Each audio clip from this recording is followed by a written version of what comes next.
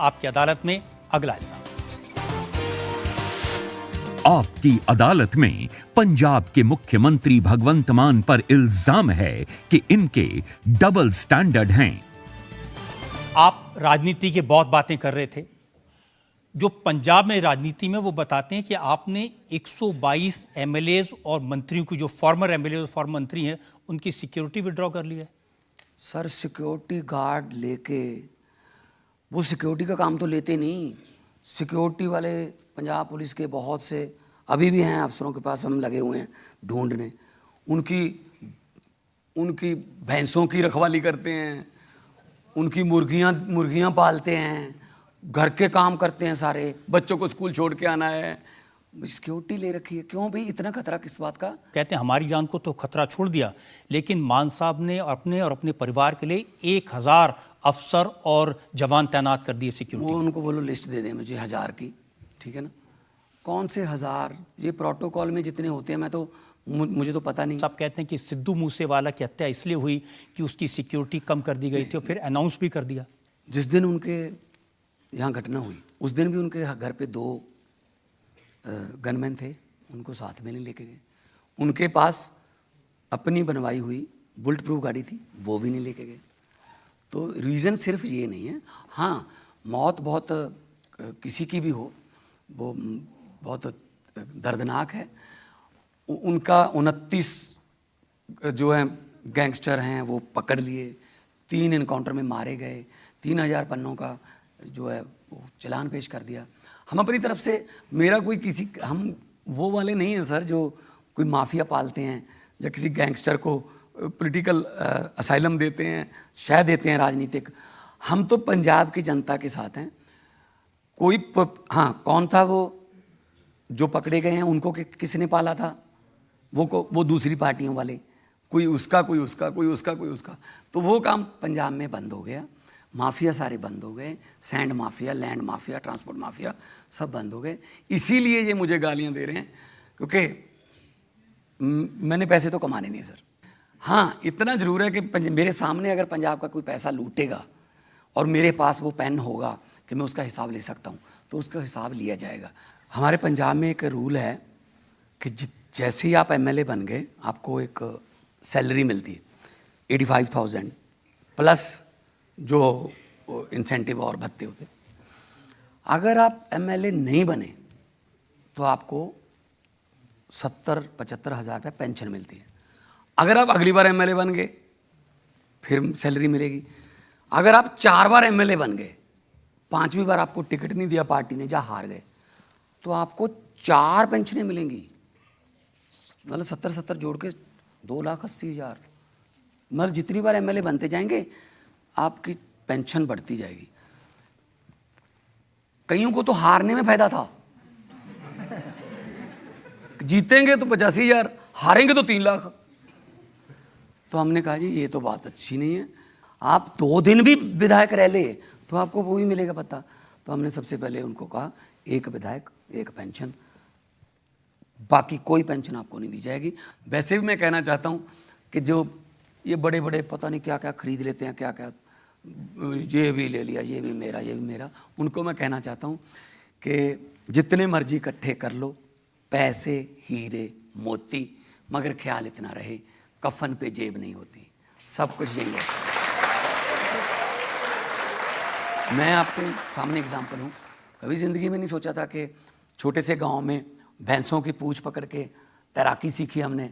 जब वो तालाब में भैंसें जाती थी, तो आज भी वहाँ जाता हूँ। मेरी माँ वहीं रहती है, गांव में आती जाती रहती है।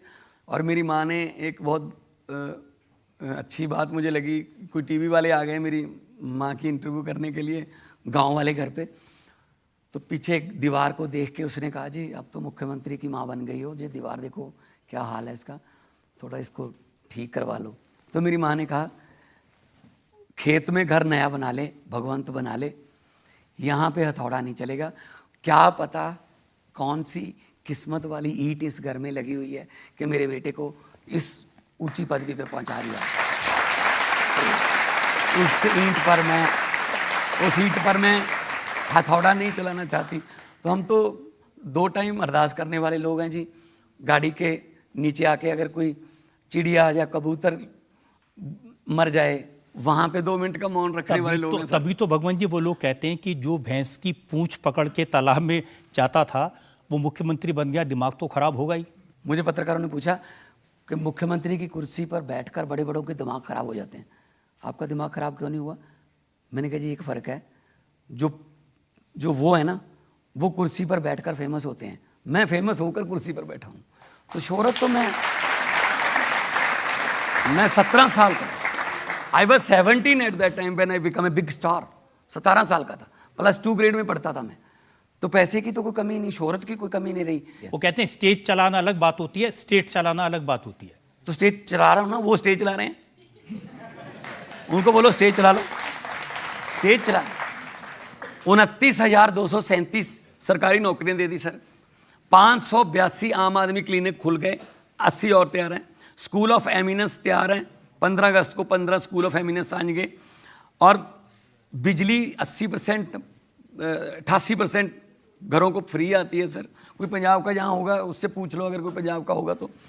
मैं पंजाब तो यहाँ से 200 किलोमीटर सर, कैमरे भेज दो आप, तो आप वहाँ से पता करवा लो। कैमरे भेजते हैं ना तो उसमें हर जगह भगवंत मान की तस्वीर दिखाई देती है, जो भी काम होता है सबसे पहले मान साहब की तस्वीर। अब मेरी तस्वीर तो वहाँ भी है जहाँ आपके कैमरे दिखा नहीं सकते लोगों के दिलों में।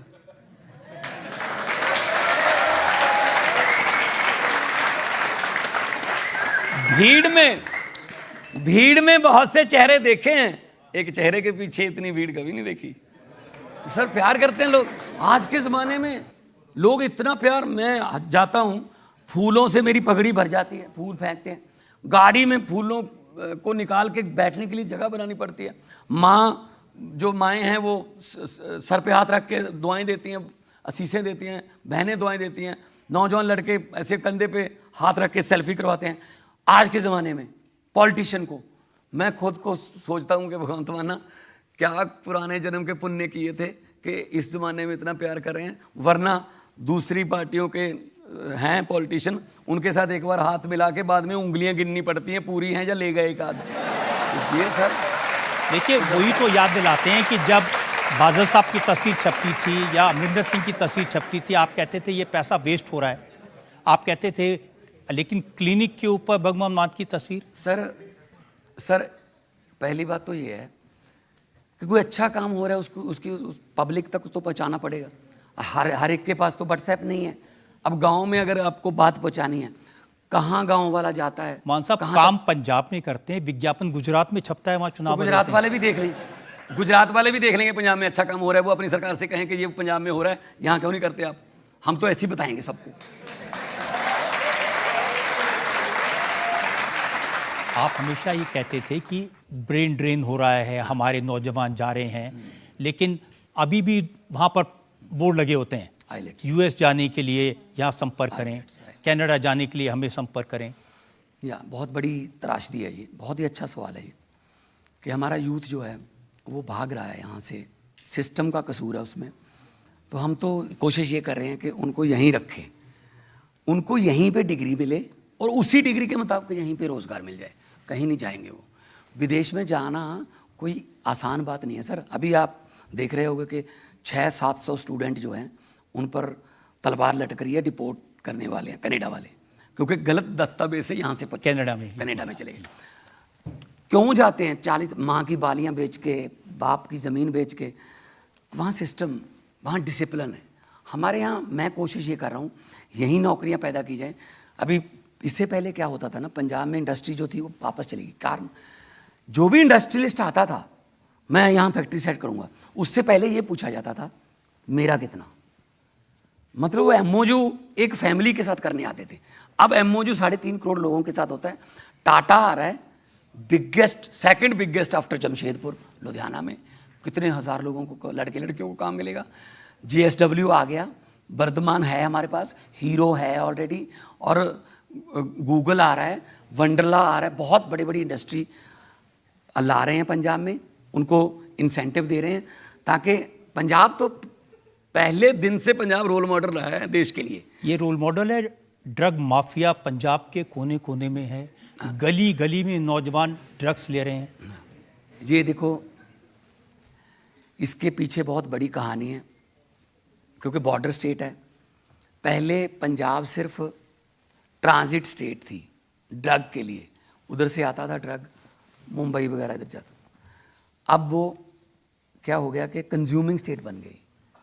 हमारे यूथ में बहुत ड्रग आ गया उसमें, उसके कारण भी वही है बेरोज़गारी। अगर उनको काम मिल जाए तो वो बिल्कुल भी इधर उधर नहीं जाएंगे। अभी हमने खेलों का शुरू किया है, अभी हमने पंजाब पुलिस में भर्ती के लिए हर साल अनाउंसमेंट कर दी, 2200 लड़का रखा जाएगा ताकि वो तैयारी करें। उनका टाइम अपनी बॉडी से प्यार हो, उनका वो टाइम गलत संगत की तरफ जाने वाला वो टाइम हम कहीं और व्यतीत हो जाए तो वो नहीं जाएंगे। तो इसको करना है, ठीक करना है, और पंजाब को दोबारा पंजाब बनाना है सर। कैलिफोर्निया, लंदन, पेरिस बनाने की ज़रूरत नहीं है। हमें अपना पंजाब, गुरुओं पीरों की धरती, शहीदों की धरती, हमें दोबारा पंजाब बनना है। और पंजाब वो है ना कि भारत है वांग मुंदरी बिच नग पंजाब दा। अगर देश अंगूठी है तो उसमें जो नग है वो हीरा, वो पंजाब है।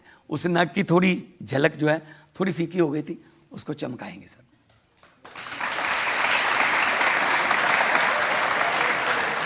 और पंजाब बहुत बार गिरा है, लेकिन पंजाब बहुत बार उठा भी तो है। तो सुरजीत पात्र साहब का शेर है, की होया जे पतझड़ आई, तू अगली रुत विच यकीन रखी, मैं लब के लियाना कि तो कलमा, तू फुल्लां जोगी जमीन रखी। इंडिया टीवी हर वक्त हर जगह डाउनलोड करने के लिए सर्च करें India TV news Google play store या ऐप स्टोर पर।